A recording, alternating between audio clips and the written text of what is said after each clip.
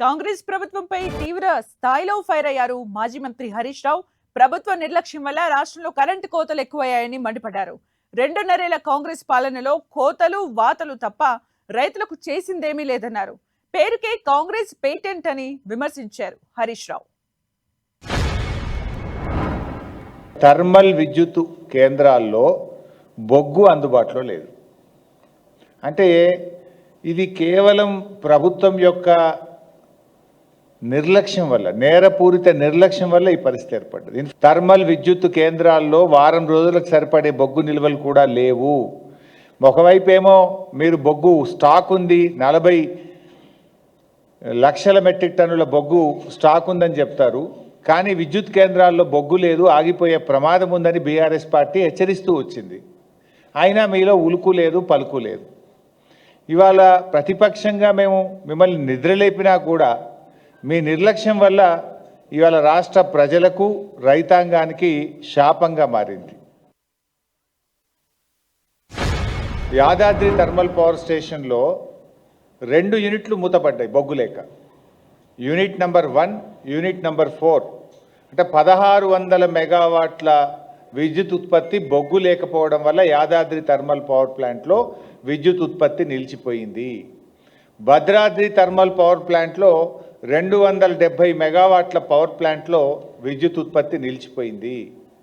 అంటే బొగ్గు కొరత వల్ల కొంత, నిర్వహణ వైఫల్యం వల్ల కొంత, ఇవాళ రాష్ట్రంలో విద్యుత్ ఉత్పత్తి ఆగిపోయి అప్రకటిత కోతలకు నిలయంగా ఈరోజు తెలంగాణ మారింది.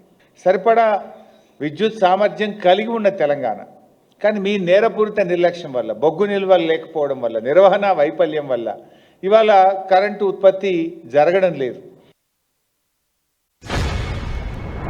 ఒకవైపు వర్షాలు పట్టలేవు, ఎల్నినో వస్తుందని 3 నెలల కిందనే ప్రపంచం చెప్పింది, కేంద్ర ప్రభుత్వం చెప్పింది, శాస్త్రవేత్తలు అందరూ కూడా చెప్తున్నారు. మరి మీ ముందస్తు ప్రణాళిక ఉండొద్దా?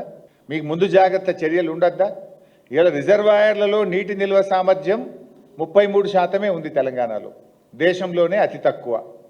హైడల్ పవర్ ఉత్పత్తి చేద్దామంటే నీళ్లు లేవు, థర్మల్ పవర్ ఉత్పత్తి చేద్దామంటే బొగ్గు లేదు. అంటే అసలు ఏం చేస్తున్నారు మీరు? గవర్నమెంట్ నడిపే వాళ్ళకు ఇలా మరి నీళ్లు లేవు, హైడల్ పవర్ ఉండదు ఈసారి, మరి కనీసం థర్మల్ పవర్ అన్న 100% ఉత్పత్తి చేయాలి, దానికి బొగ్గు నిల్వలు స్టాక్ పెట్టుకోవాలి అనే సోయి చేయాల్సిన బాధ్యత లేదా? బొగ్గు మంత్రి, విద్యుత్ మంత్రి 2 బట్టిగారే కదా. ఎడాపెడా కోతలు, పేరుకే మాది కాంగ్రెస్ పార్టీ పేటెంట్ అంటారు. నిజంగా 24 గంటల విద్యుత్తు రైతులకు ఎక్కడన్నా వస్తుందా? 8 గంటల విద్యుత్తు కూడా ఇలా తెలంగాణ రైతాంగానికి రావడం లేదు. కరువు వస్తుందని ఎప్పటి నుంచో చెప్తున్నా కూడా ఈ ప్రభుత్వానికి నీళ్ళు ఎత్తడం మీద ధ్యాస లేదు, విద్యుత్ ఉత్పత్తి మీద ధ్యాస లేదు.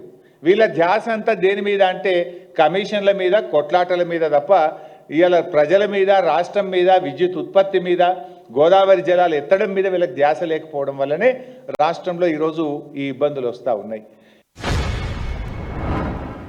రుణమాఫీ చేస్తామన్నారు, సగం మంది రైతులకు కోత పెట్టిండ్రు. రైతు భరోసా మేము 15,000 ఇస్తామన్నారు, 3 సీజన్లకు రైతు భరోసాలో కోత పెట్టిండ్రు.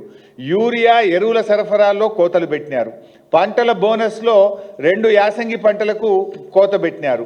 ఇలా వ్యవసాయానికి 24 గంటల కరెంట్ ఇచ్చేది ఉంటే ఇలా 12 నుంచి 16 గంటలు కోత పెట్టి రైతులకు 8 గంటల కరెంట్ ఇస్తున్నారు. కరెంటులో కూడా కోత పెట్టిండ్రు. ఫైనల్గా మీది ఏంటంటే కోతల సర్కారు, వాతల సర్కారు. కోతలు ఎక్కువ, వాతలు ఎక్కువ.